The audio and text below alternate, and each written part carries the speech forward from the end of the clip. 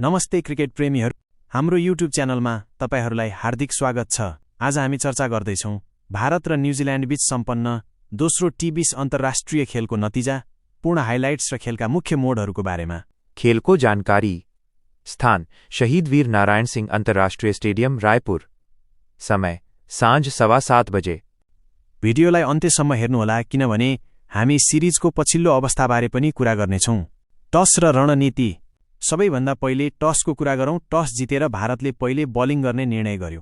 रायपुरको मैदान ब्याटिङका लागि अनुकूल मानिए पनि साँझको समयमा ड्यू फ्याक्टर शीतले ठूलो प्रभाव पार्ने अनुमान। भारत 2-0 न्युजिल्यान्ड। यो दोस्रो खेल निकै उत्साहजनक रह्यो।